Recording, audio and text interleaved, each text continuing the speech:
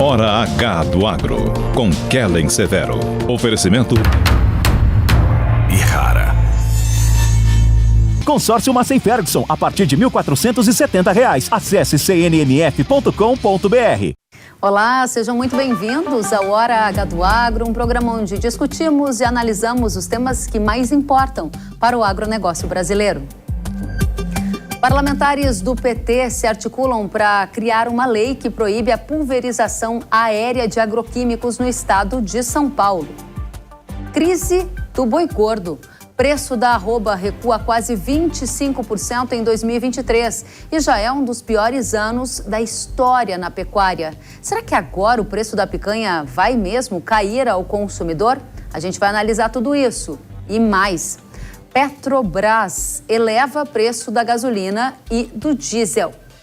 No cenário internacional, autoridades do Canal do Panamá alertam para seca sem precedentes. O tráfego diminuiu e as filas de navios estão aumentando. Qual será o impacto logístico de tudo isso para o agro? Você vai saber nesta edição.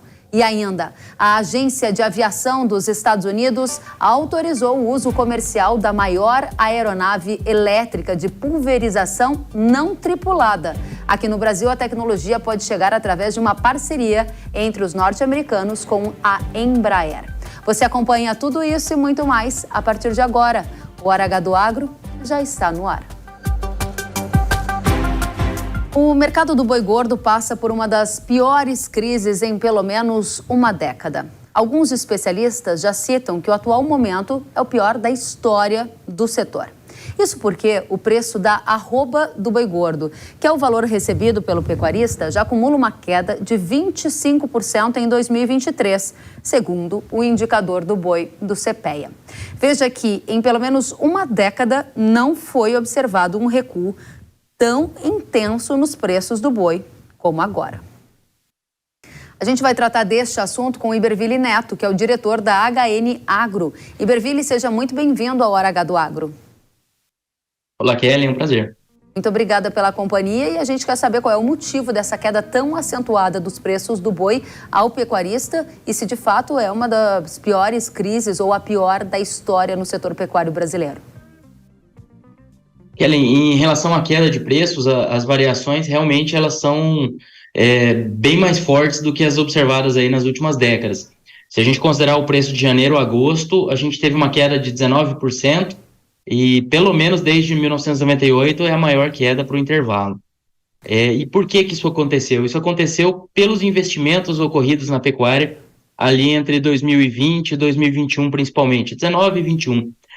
Com os preços em alta, o preço do bezerro remunerando bem o criador, isso gerou uma retenção de fêmeas, para quê? Para aumentar a produção. Só que a hora que essa produção chegou ao mercado em 2022, diminuiu a atratividade da atividade e o produtor começou a mandar mais fêmea para o gancho, aumentando a oferta de carne, e esse cenário tem sido observado desde 2022 e continua agora em 2023, gerando esse adicional de oferta e pressão aí ao longo da cadeia como um todo. E essa situação que você está dizendo que é uma situação de maior oferta de animais que acabou gerando esse impacto na formação de preço ao pecuarista, ela é uma condição que já passou pelo pior momento ou ainda vai ter mais animais para entrar neste mercado, o que significa que esta crise na pecuária pode se prolongar até o final do ano ou até o início de 2024?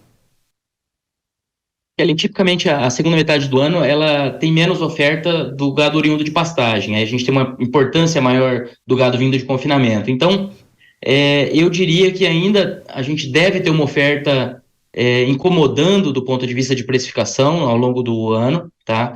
Só que, paralelamente, a gente costuma ter um consumo, um escoamento um pouco melhor na segunda metade do ano, tanto para as exportações como no mercado doméstico. Então, eu não diria que a gente deve ter um mercado frouxo até o final do ano necessariamente, mas nós já esperávamos que esse mercado tivesse encontrado esse fundo de poço há algum tempo, então está difícil de realmente definir ou esperar de maneira mais clara a hora que esse mercado vai encontrar esse fundo de poço. A gente está numa situação bem difícil. Fundo do poço ainda não chegou, ou seja, já caiu mais de 24% e ainda vai cair mais, pelo menos no curto prazo, o preço da arroba ao pecuarista, é isso que você está dizendo? O que a gente tem hoje é um cenário ainda de pressão de baixa e frigoríficos com programações de abate confortáveis e pressionando o mercado. Então, eu diria que nessa próxima semana o mercado não está com cara de que vai ter encontrado esse fundo de poço, mas a gente vai observando essa diminuição ali do ânimo do produtor de vender esse gado a cada recuo, né? Então, isso afeta investimentos e afeta a oferta mais adiante, pensando naquele gado de confinamento que entra e sai num período mais curto. Então, o mercado não está em baixa há pouco tempo. Então, é possível que já tenha impactado a disponibilidade de gado, que a gente vai observar mais na reta final do ano. Agora, realmente... Pois não, agora realmente? Não, realmente o mercado está num cenário de pressão que tentar acertar a hora que ele vai encontrar esse fundo tá complicado esse ano. Está complicado. Para a nossa audiência aqui da Jovem Pan, o preço do boi ao pecuarista cai em função de uma maior oferta. Apesar de exportações aquecidas, o Brasil está exportando bem e esse é um fator que ajuda o preço a não se deteriorar ainda mais na sua avaliação. É um sinal positivo que você enxerga exportações quentes também para o segundo semestre?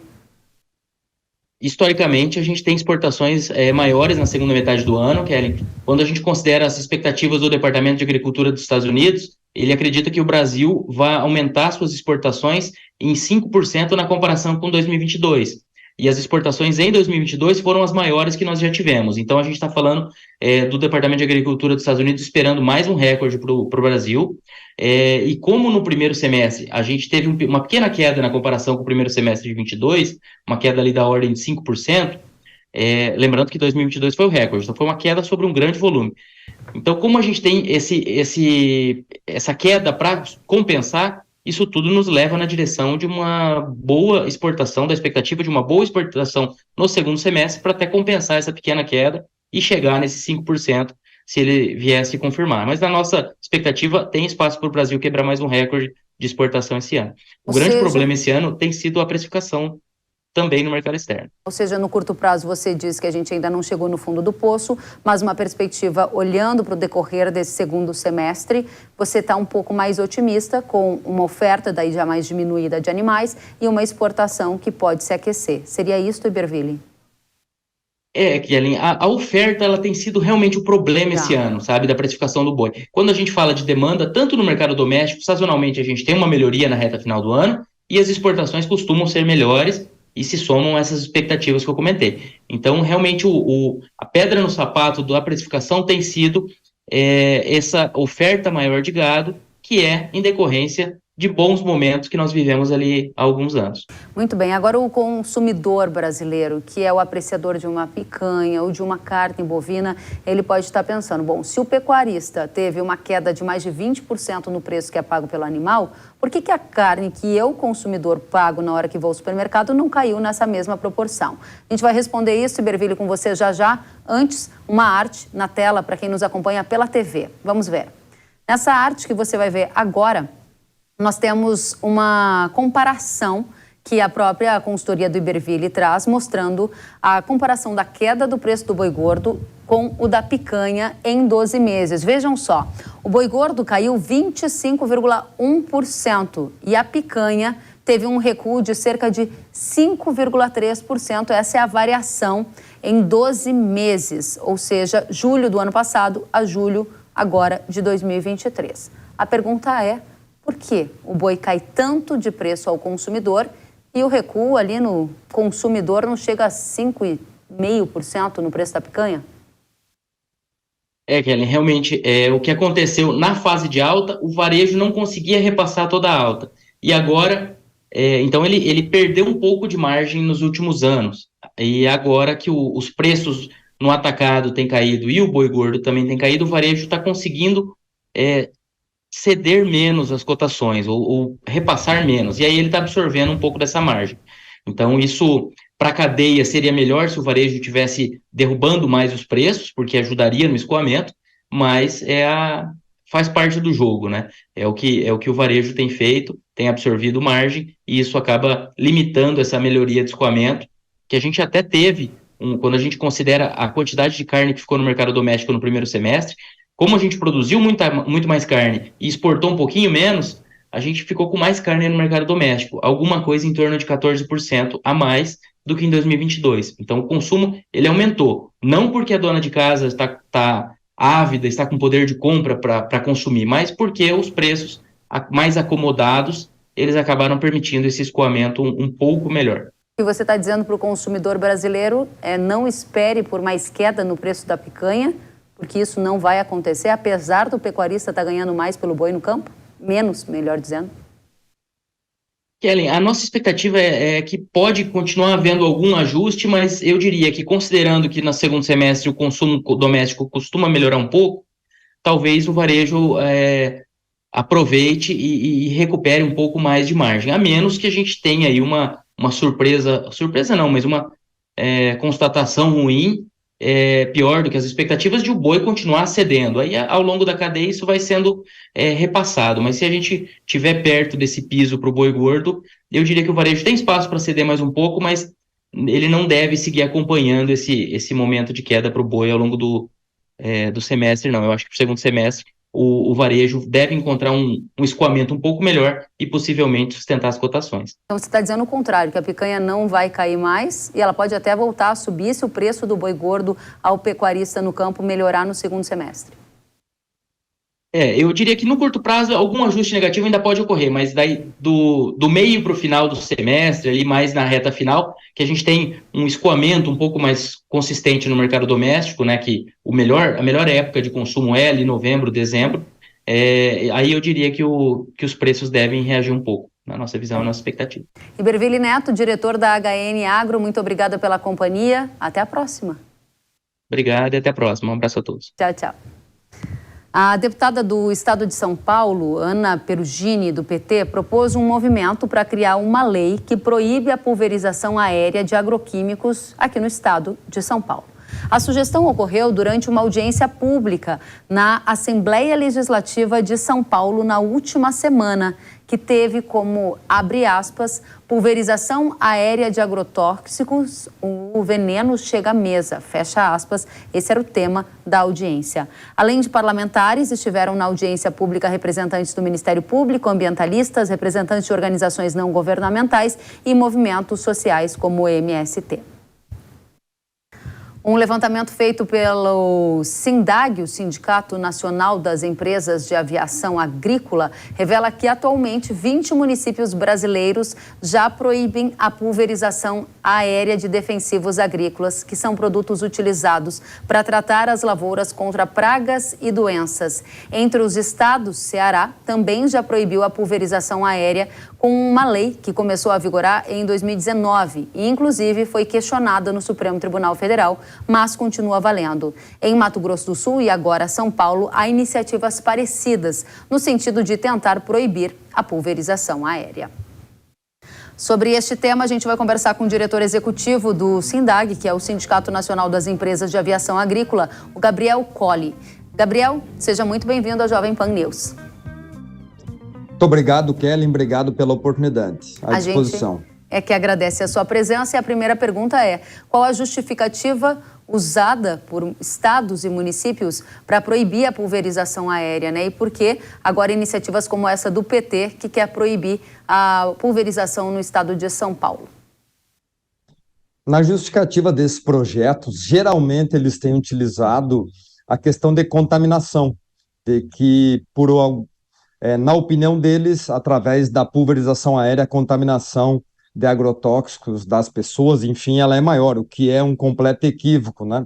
E a outra justificativa é que não existiria uma regulamentação que organize o setor, que também tem um equívoco muito grande, considerando que o setor tem uma regulamentação federal. Mas a base de tudo isso é a falta de informação, na verdade, né? Por isso que estamos aqui, inclusive, para poder esclarecer um pouco mais sobre o setor. Qual é o equívoco que você coloca que é o mais importante? É de que é feita uma confusão de que usar pulverização de agroquímicos utilizando a pulverização aérea, isso aumenta a contaminação do quê? Esse é o equívoco que você coloca? O grande equívoco aqui é você querer tirar da população, tirar do produtor rural, de quem usa a aviação agrícola, a ferramenta, porque a aviação é a ferramenta que leva o produto, seja ele químico ou biológico. A aviação ela só vai aplicar aqueles produtos que são autorizados pela Anvisa, pelo Ministério da Agricultura, pelo Ministério da Saúde. Então, o grande equívoco está aí. O debate não deveria ser sobre a ferramenta, e sim, talvez, sobre, então, os produtos, né? E esse é o nosso grande debate, esclarecer sobre isso, né? A aviação tem crescido um monte justamente porque é uma ferramenta extremamente eficiente e mais que isso, ela é muito precisa e regulada. Existe uma regulamentação que tem muito controle e nós não temos nenhum indicativo, nós temos nenhuma análise que mostra que com a aviação aumenta a contaminação, sejam das pessoas envolvidas ou seja do meio ambiente. Não há nenhum estudo quanto a isso em nenhum lugar do mundo. Interessante. Agora, me faz pensar na sua resposta quando você disse que talvez o foco não devesse ser a pulverização aérea, mas os produtos. Os produtos, eles geram contaminação? Porque a gente tem uma série de regras e leis no Brasil muito severas para permitir que o alimento que chega à mesa do consumidor seja um alimento seguro. Então, por que mirar o produto?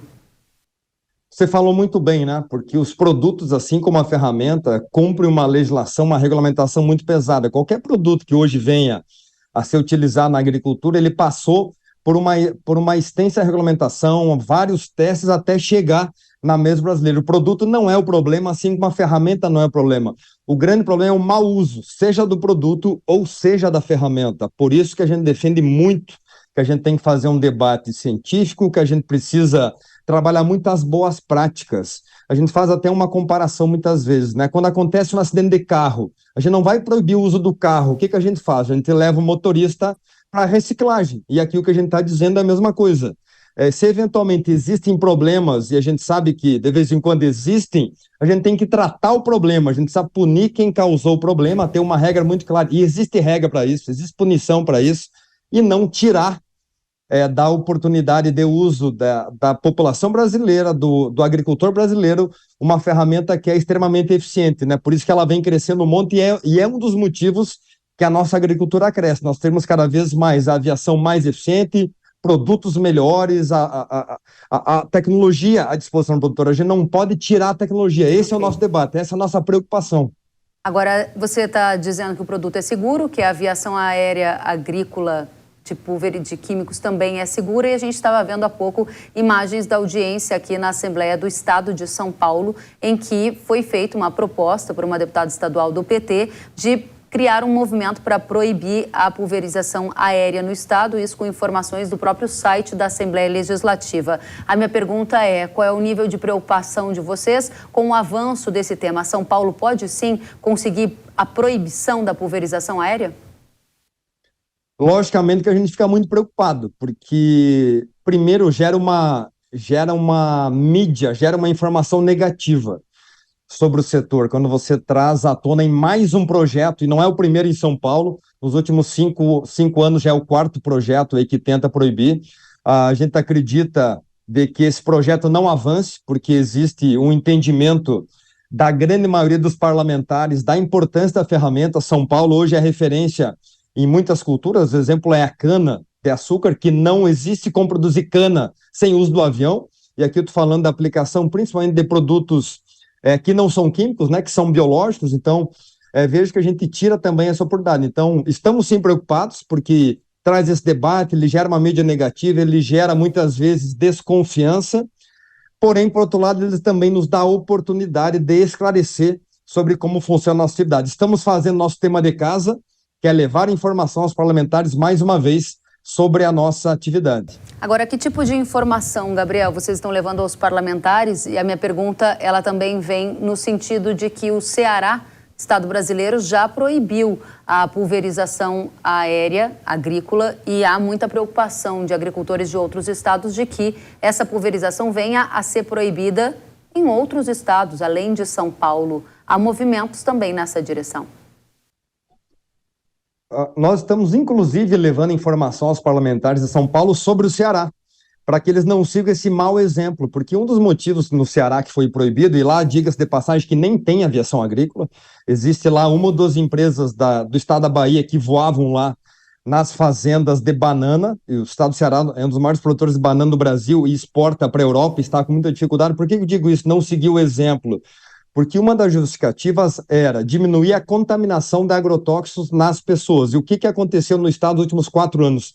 Esse índice aumentou, a contaminação no estado aumentou em quase 30%, segundo os dados do próprio governo do estado. Então, olha como o Ceará errou muito em retirar esta ferramenta. Quando você retira essa ferramenta, você volta a usar o equipamento costal, onde as pessoas têm um contato muito maior com os agrotóxicos. Então, a gente está levando essa informação aos parlamentares.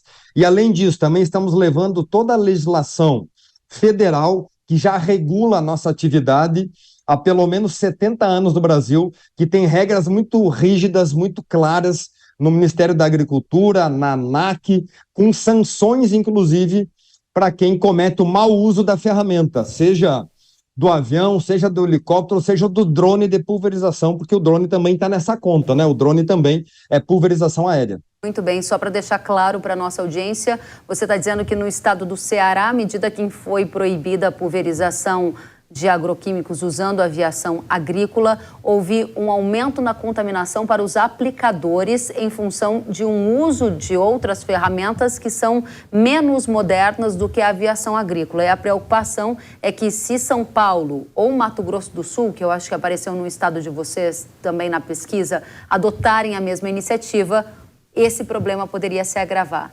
É isto?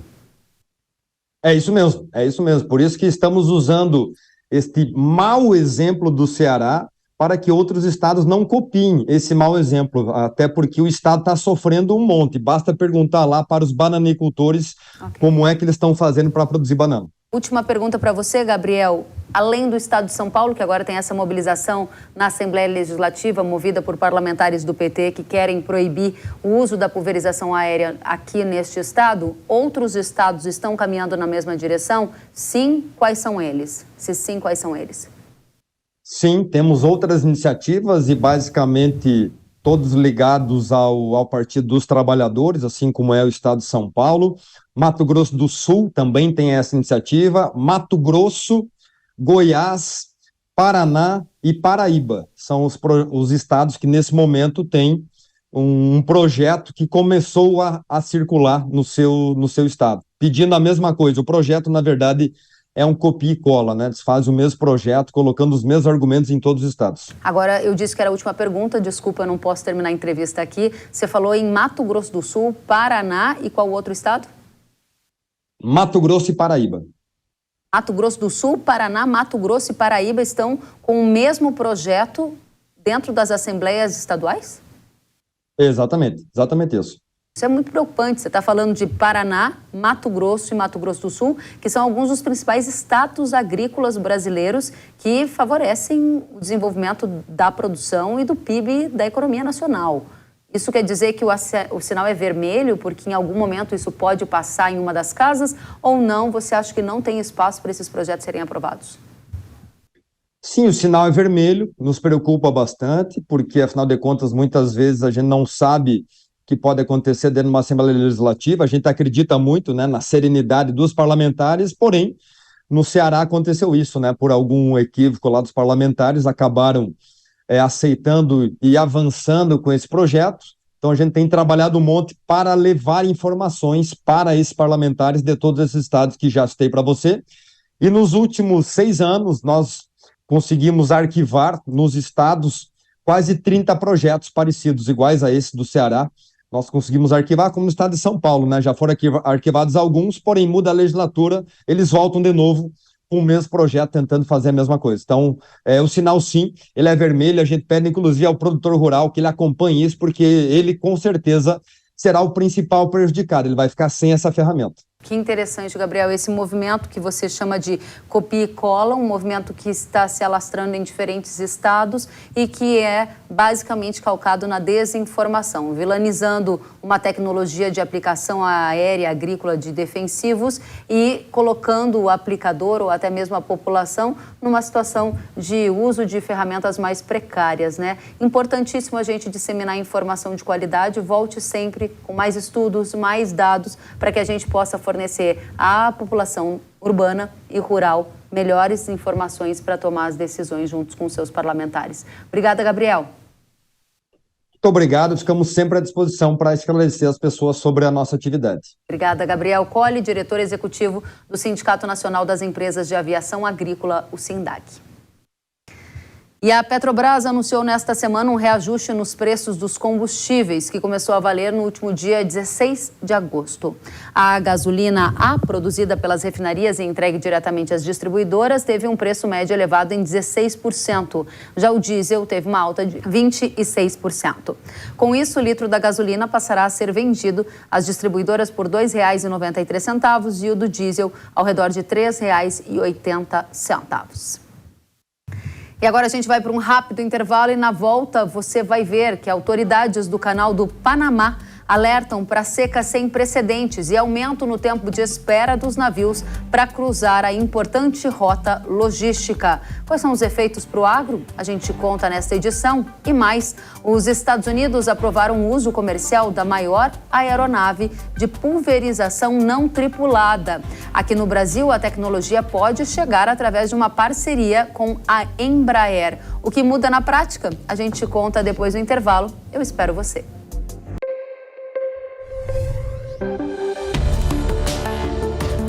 O agro, setor que movimenta a economia brasileira, gerando renda, emprego e oportunidades para toda a população. Hora H do Agro, com Kellen Severo. Precisando de uma nova máquina para aumentar a sua produtividade? Aqui no Consórcio Nacional Massey Ferguson lançamos o Grupo 377. Com ele vem vários benefícios exclusivos para você, como planos em até 10 anos para pagar, sem juros, sem taxa de adesão e parcelas reduzidas a partir de R$ 1.470. Aproveite e procure a rede de concessionárias Massey Ferguson. Quer saber mais? Acesse www.cnmf.com.br ou entre em contato pelo WhatsApp 11 9 3016 0316. Sabia que o Brasil é um dos maiores produtores de soja e milho no mundo? Esse mercado movimenta mais de 70 bilhões de dólares anualmente e tem muitas oportunidades. Com o curso de comercialização de soja e milho da NIL, você aprende a negociar preços em bolsas internacionais e proteger seu capital. O professor João Birkan tem mais de 60 anos de experiência e vai te ensinar como ganhar dinheiro no agronegócio. Garantir uma taxa melhor do dólar para daqui a 12 meses. Esse curso é ideal para você que quer trabalhar com trading de soja e milho no mercado financeiro e para você que é produtor e quer potencializar os lucros com sua safra. Ingresse no setor que mais cresce no Brasil. Acesse newcursos.com.br e inscreva-se.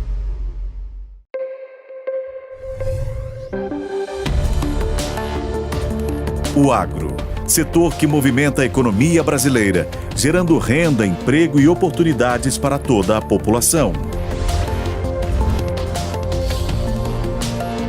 Hora H do Agro, com Kellen Severo.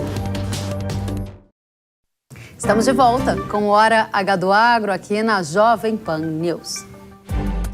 O Canal do Panamá está sendo afetado por uma seca severa, classificada pelas autoridades do país como uma situação sem precedentes. No site, as autoridades do canal dizem que há um desafio no trânsito das embarcações. Desde a seca anterior, ocorrida em 19 e 20, o canal vem implementando procedimentos para melhorar a eficiência hídrica, dizem eles. No entanto, a gravidade atual e a recorrência não têm precedência histórica. A consequência desta situação é que o canal foi obrigado a reduzir o calado dos navios, que é aquela parte da embarcação que fica submersa durante a navegação. Além disso, o número de navios do tipo Panamax que passam diariamente pelo canal vai ser reduzida de 36, das circunstâncias normais, para 32. Ainda em comunicado, a autoridade do Canal do Panamá revelou que, apesar das atuais limitações e das medidas tomadas, a procura de navios continua elevada, o que tem aumentado o tempo de espera das embarcações para passar por este canal, o Canal do Panamá. O nível do Lago Gatun, que fornece água para a passagem das embarcações e também para a população, está atualmente em cerca de 79,7 pés, algo em torno de 24 metros. Nesse gráfico, para quem nos acompanha pela TV, é possível acompanhar a média do nível da água para o mês de agosto. E o patamar atual é o mais baixo dos últimos anos. Mais baixo, inclusive, do que na comparação ali com o patamar de 2019, quando o canal registrou uma forte seca. Quem assiste ainda pela televisão pode conferir nesta imagem aérea da região do Canal do Panamá a diferença do nível da água do Lago Gatun em janeiro deste ano e agora em julho. É possível observar o quanto o nível da água baixou ao observar estas fotografias. Vai lembrar que o Canal do Panamá ele serve como um atalho logístico ao conectar o Oceano Atlântico ao Pacífico, em um dos pontos mais estreitos do continente americano. Desde a inauguração lá em 1914, mais de 1 milhão de navios de todo o mundo já utilizaram essa infraestrutura. O Canal do Panamá ele utiliza um sistema de eclusas com 2 pistas que funcionam como elevadores de água e elevam os navios que estão no Oceano Pacífico até o lago, que fica 26 metros acima do nível do mar, para permitir a travessia para o Oceano Atlântico. A rota inversa do Oceano Atlântico para o Pacífico também acontece. A água usada para elevar e abaixar as embarcações em cada conjunto de eclusas é obtida justamente desse lago que você viu as imagens, um lago que está passando por esse período de seca. Cerca de 2,4% do comércio marítimo global passam pelo Canal do Panamá, sendo que 170 países já foram atendidos por essa infraestrutura.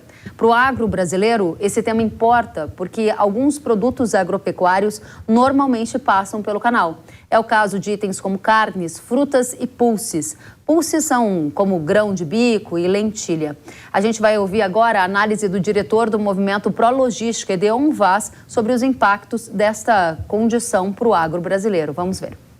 Os produtos que o Brasil exporta e passa pelo Canal do Panamá, eles passam em contêineres, carnes, frutas, também algodão e pulses passam pelo Canal do Panamá. Todo produto com alto valor agregado que entre no sistema de contêiner. Nós não usamos o Canal do Panamá para escoamento de grãos. Os grãos que são direcionados à Ásia, China e os demais países, eles saem do Arco Norte, contornam o Cabo da Boa Esperança, lá na África do Sul, e seguem para a China. Muito bem, e outro produto utilizado no agronegócio que passa pelo Canal do Panamá é o potássio, fertilizante que sai do Canadá com destino ao Brasil. Vamos conferir a análise sobre os efeitos da seca no Canal do Panamá neste setor com Marcelo Mello. O Canadá é responsável por 40% das importações de potássio brasileiras. E a logística de exportação do Canadá de potássio, a logística marítima, ela sai basicamente pelo porto de Vancouver, um porto muito importante na costa oeste do Canadá.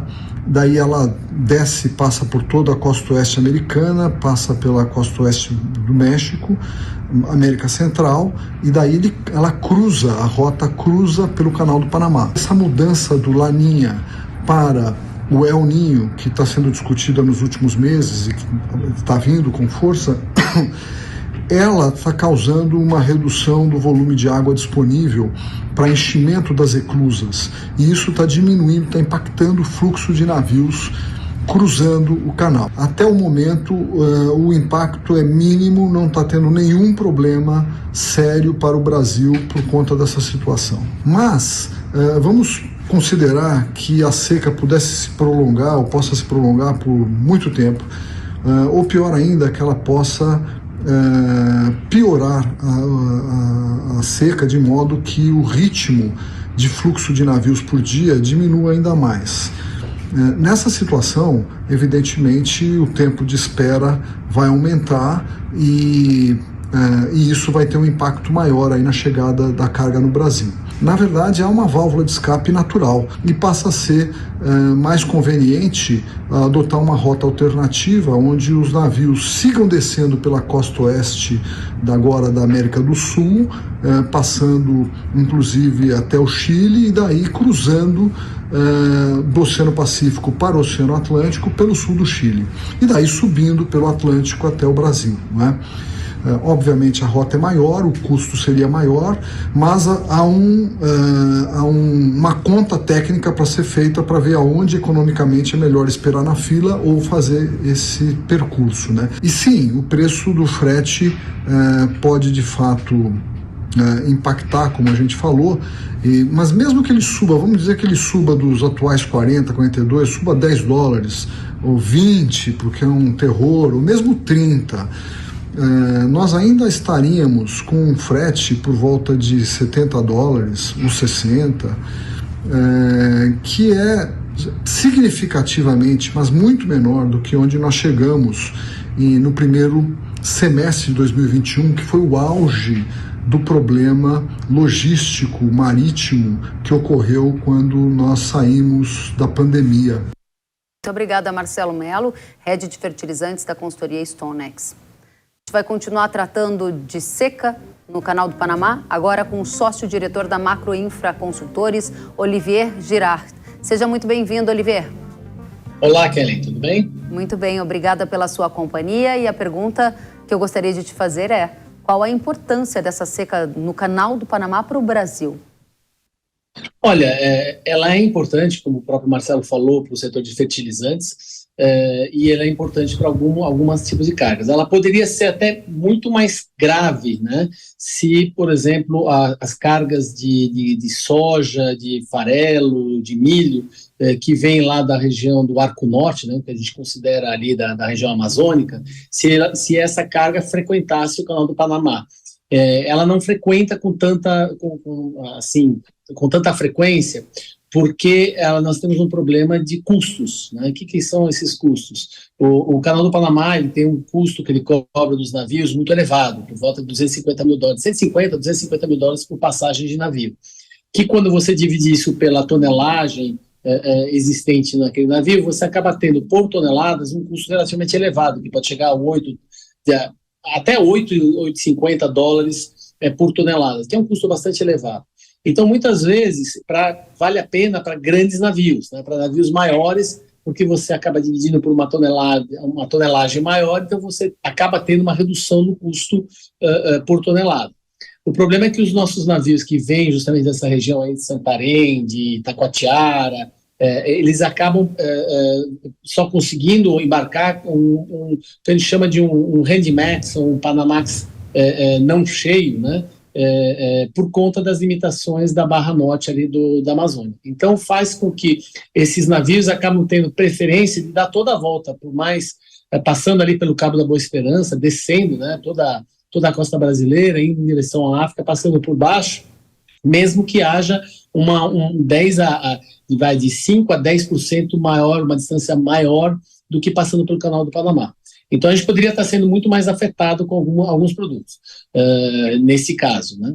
Mas com certeza para produtos, por exemplo, que venham de Pecém, né, que é um grande porto exportador de frutas, né, que vão com destino ou para a Ásia ou para a costa oeste americana, com certeza tem um impacto muito grande isso aí, em termos de potencial risco, em termos de aumento de custo. Né? Interessante. Agora, lembrando?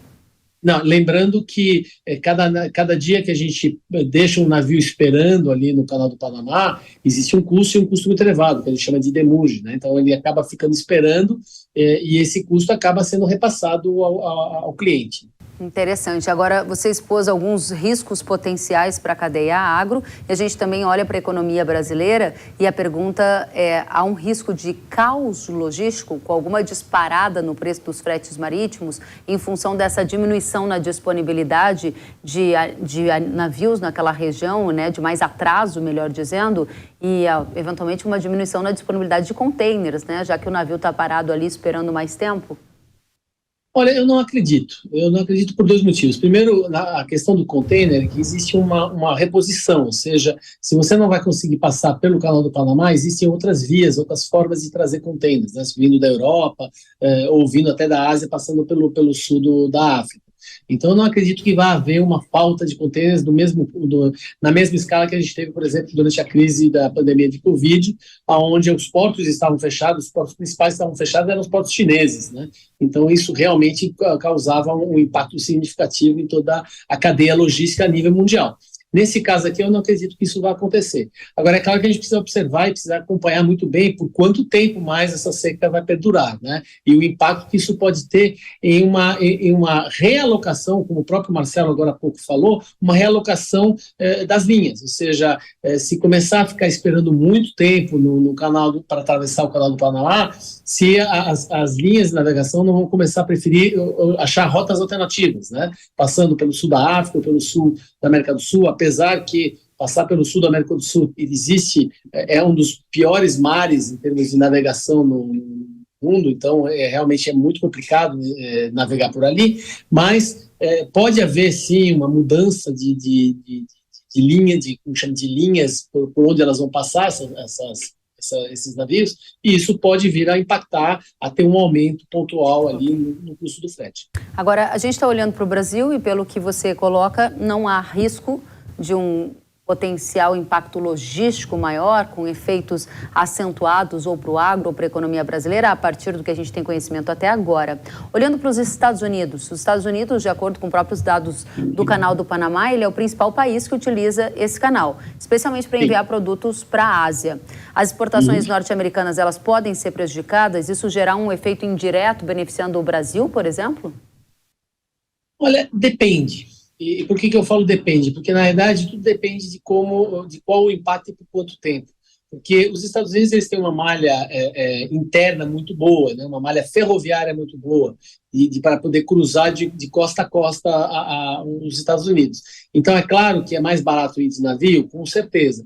Mas se, de repente, começar realmente a ter um impacto significativo, eles podem rapidamente mudar a dinâmica logística deles e começar a desviar a carga, em vez de ir para portos, por exemplo, do Golfo do México, né, e de lá passar pelo Canal do Panamá, atravessar do meio oeste americano com a carga em direção às costas oeste americanas e, a partir dali, fazer o restante da viagem. É claro que vai ter um incremento do custo do frete, mas não é tão significativo quanto que seria se realmente eles ficassem totalmente bloqueados. Interessante. Olivier, o que você está dizendo para a nossa audiência é que é importante acompanhar essa seca no Canal do Panamá, principalmente entendendo quanto tempo mais ela vai durar e efeitos de contágio no frete marítimo internacional, mas ela não é grave para a economia brasileira nem para o agro neste momento. Exato. O Brasil não está nem entre os 15 maiores países que movimentam pelo Canal do Panamá. A gente está, realmente, nós temos nossa movimentação anual é muito pequena, comparado, por exemplo, com os Estados Unidos, que movimentam mais de 180 milhões de toneladas pelo Canal do Panamá. A nossa não chega nem a 4, 5 milhões. Então, realmente, comparativamente, é muito pequeno o impacto. Bem, Olivier Girard, sócio-diretor da Macroinfra Consultores, muito obrigada pela sua presença, volte sempre. Obrigado a todos e um grande abraço a todos os ouvintes da Jovem Pan. Obrigada, você também. E nós procuramos a Abra Frutas, a Peixe BR e o IBRAF, Instituto Brasileiro de Feijão e Pulses, que não relataram impactos da seca no Canal do Panamá no transporte marítimo desses produtos do agro até o momento. Uma fabricante de aeronaves elétricas lá da Califórnia, nos Estados Unidos, recebeu neste mês a aprovação da Administração de Aviação Americana para operar a Pelican Spray, que é a maior aeronave elétrica não tripulada a receber esse tipo de liberação do governo dos Estados Unidos. Na prática, essa autorização vai permitir para a empresa iniciar as operações comerciais lá no país.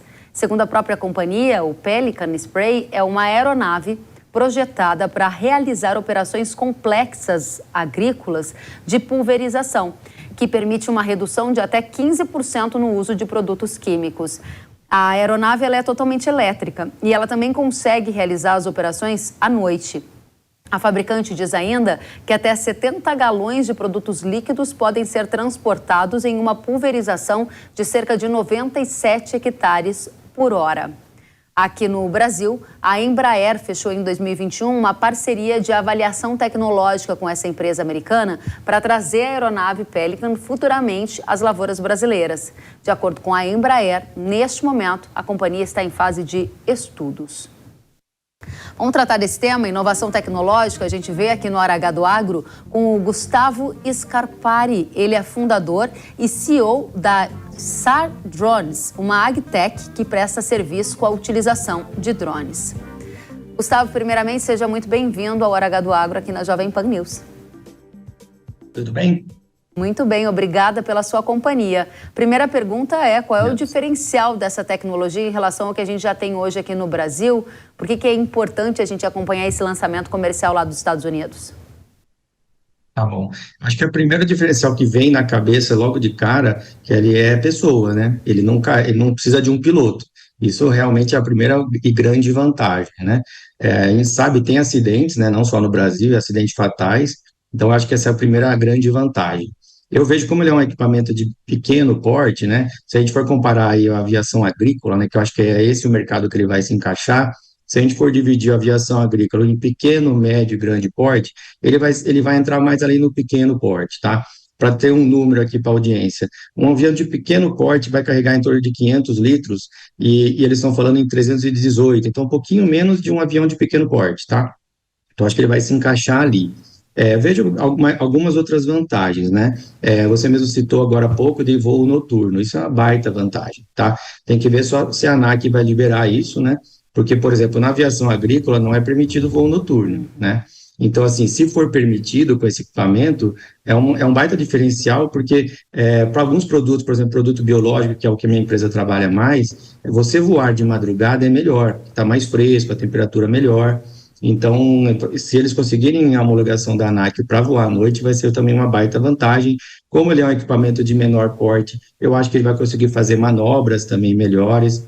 Ele é um equipamento elétrico, né, Kelly? Então, isso é vantajoso também, apesar de que muitos dos aviões agrícolas hoje são a etanol. E eu, por exemplo, trabalho muito com cana, é muito bonito de ver um avião agrícola a etanol sobrevoando um canavial. É bem legal, isso parece que o ciclo se fechando, né? Então, eu sou engenheiro agrônomo também, então, para a gente é gostoso ver esse tipo de tecnologia, né? Interessante. Então, assim, o que eu vejo de vantagens, que ele permeia mais em cima disso aí, tá? Ele está mais competindo com o mercado de aviação agrícola e não necessariamente com os drones, tá? Interessante. Então, ele compete mais com a aviação agrícola, mas sem a necessidade de um piloto, porque ele é não tripulado. A capacidade de pulverização, você disse que se equivaleria a uma pequena máquina de aviação agrícola, correto? Isso, um avião menor. Só para trazer mais algum número, Kelly, um avião pequeno é de 500 litros, um avião médio vai ter uns 700 litros, depois tem os grandes, né, de acima de 1.000 litros, e repetindo, ele tem 318, então ele vai se encaixar ali num menor. Eu vejo também uma possibilidade de ter mais de um avião voando na mesma área, por que não, né? Então, às vezes, aquela dificuldade de acessar um avião grande, né, nem toda a região tem, de repente 2 desse, né, talvez se encaixe bem. Agora, Gustavo, os Estados Unidos vão poder usar essa tecnologia comercialmente. Eu sei que você é um estudioso de tecnologia, você acha que a gente está atrasado em relação aos Estados Unidos para essa e para outras tecnologias? Não, de jeito nenhum. Pelo contrário, por exemplo, os drones, né, que hoje já são uma realidade, a gente é um dos países mais evoluídos no mundo já, um dos que mais tem drone voando. A regulamentação nossa é muito rígida, inclusive mais rígida que lá de fora, tá? Não quer dizer que regulamentou nos Estados Unidos que vai ser fácil aqui, eu acho que vai ser inclusive mais complexo, tá? Aqui a gente tem a ANAC, tem a Anatel, tem o DCEA, tem o MAPA, né? O Ministério da Agricultura se envolve também nisso, minha empresa, por exemplo, passa por tudo isso, não vai ser tão fácil, mas como tem uma Embraer por trás, com certeza a Embraer já está se movimentando nesse sentido, a Embraer já está demonstrando esse drone em chão, né, aqui no SINDAG, por exemplo, teve um colega falando recente agora do SINDAG, teve no evento do SINDAG, tem uma empresa, que eu não vou me recordar o nome agora, que é mais nacional, que está parecendo um equipamento parecido com esse, tá? Menor ainda, tá? De 70 litros. Eles apresentaram na feira do Drone Show. Eu não tenho muitos números, tá? Porque eu não fui no evento, mas só para você entender que essa tecnologia está vindo, vai vir, é fato, é só uma questão de tempo. Excelente, era essa a minha questão, porque a nossa audiência aqui do Agro, a audiência da Jovem Pan, gosta muito de saber de tecnologia, especialmente se antever a ela, ou seja, o que eu preciso fazer para adotar no início ou para ver se ela realmente é benéfica para o meu negócio. Você está dizendo que não só essa tecnologia da empresa norte-americana, tem outras que você já viu aqui no Brasil semelhantes. Sim. Em quanto tempo você acredita, na sua estimativa mais otimista, que a gente vai ver uma máquina semelhante a essa, não tripulada, de pulverização aérea em operação nas lavouras do Brasil? Kelly, pelo que eu percebi, a tecnologia já está pronta, né, e está dominada já. É mais uma questão, acho que, burocrática. Se a gente não sabe, né, o quanto a Embraer já evoluiu nisso, né, quantos passos ela já deu nesse sentido para evoluir, talvez esteja mais próximo ou mais distante. Mas só para não sair sem um número, eu acho que é questão de 1 a 2 anos, tá? Eu não vejo isso acontecendo antes disso, mas como já começa a aparecer movimento em evento, começa a aparecer porque a tecnologia está chegando. Eu acho que a escola que a gente teve agora da chegada dos drones também, a própria ANAC evoluiu muito também, o mapa, tem pessoas já bem preparadas para quando esse tipo de coisa chegar, já sabem que passo que tem que seguir, tá? Então, eu estou otimista que isso vai acontecer rápido. Agora, isso é uma nova tecnologia que vai substituir os drones, porque tem mais capacidade, não precisa também de piloto, e pode talvez ser o fim da era anterior para uma nova era? Não, de jeito nenhum. Eu acho que eles não competem, são setores diferentes, tá? Eu fiz uma tabelinha aqui rápida para uma colinha, vou te falar vantagens em relação ao drone também, tá?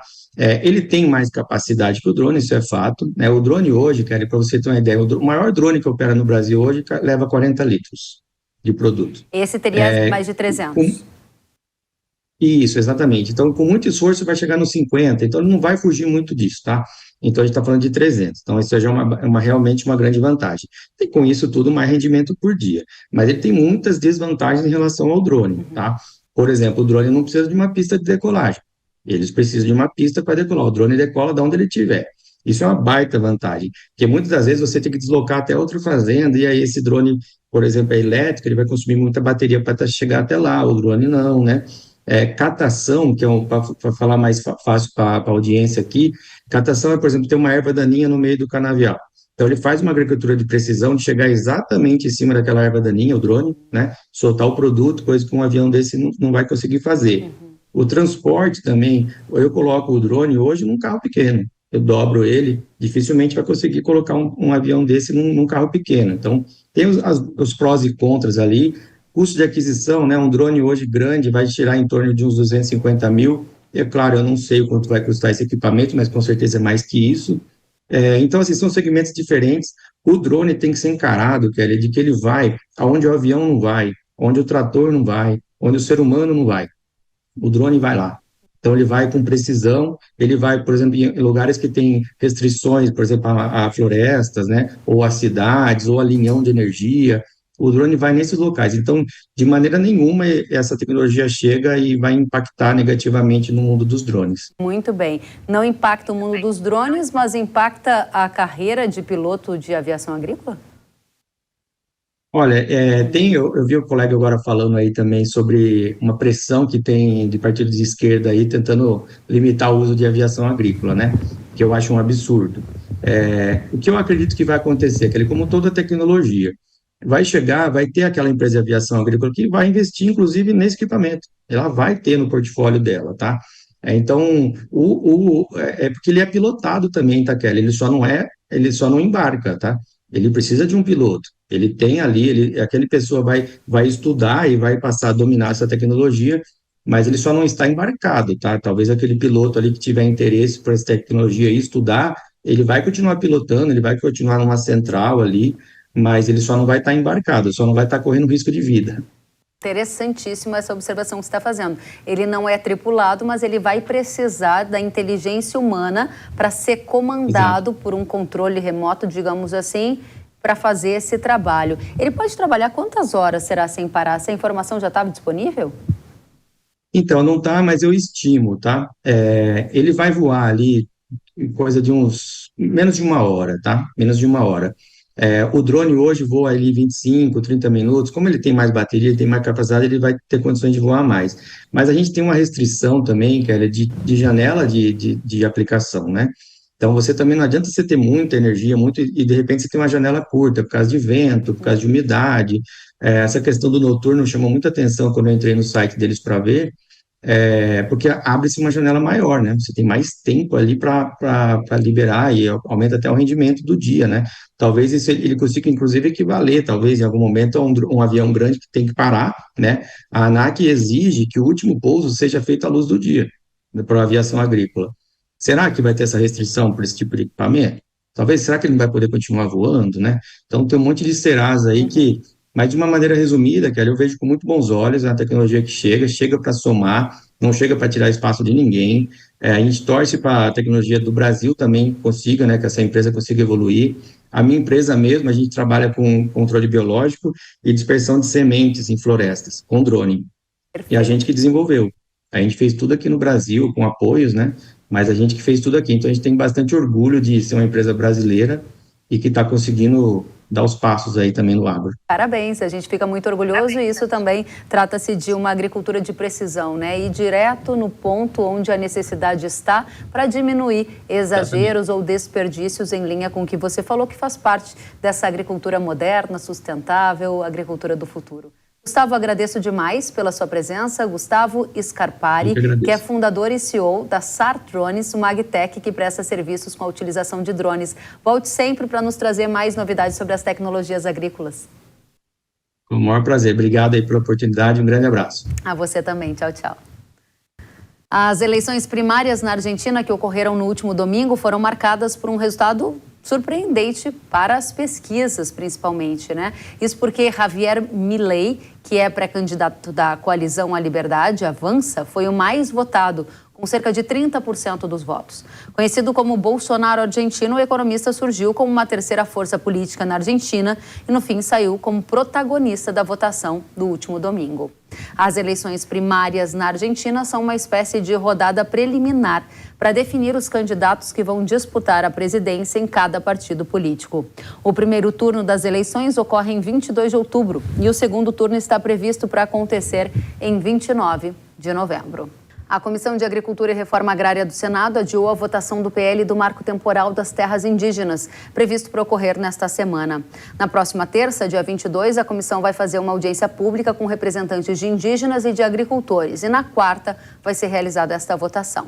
Depois de passar pela Comissão de Agricultura, o projeto vai ser analisado pela Comissão de Constituição e Justiça antes de ser votado no plenário do Senado.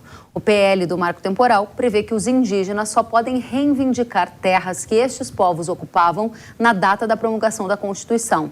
Para o agro, o Marco Temporal é importante porque traz segurança jurídica ao setor. O Supremo Tribunal Federal decidiu por unanimidade que o ministro André Mendonça poderá votar no julgamento do Marco Temporal das Terras Indígenas na Corte.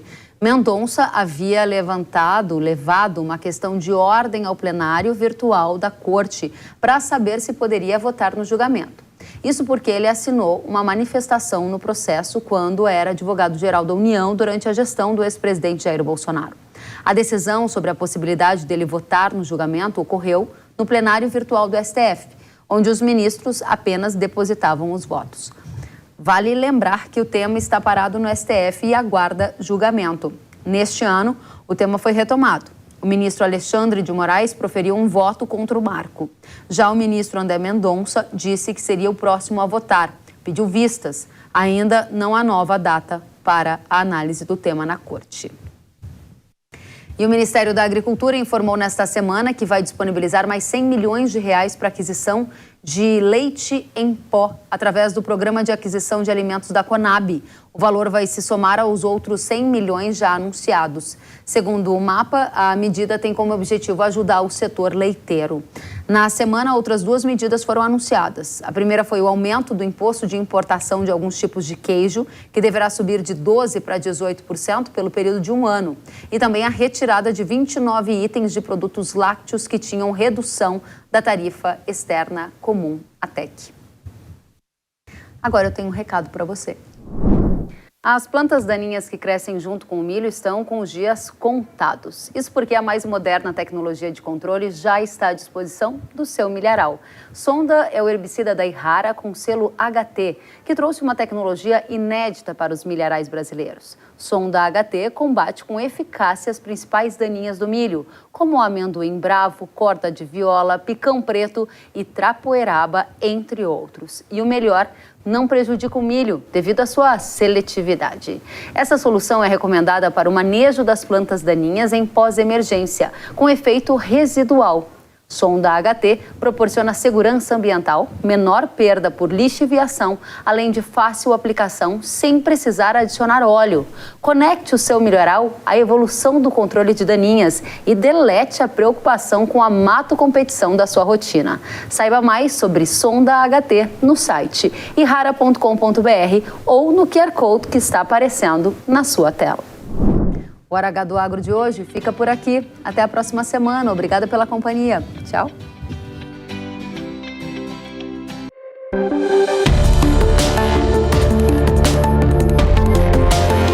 Hora H do Agro, com Kellen Severo. Oferecimento Yara. Consórcio Massey Ferguson, a partir de R$ 1.470. Acesse cnmf.com.br. Realização Jovem Pan News.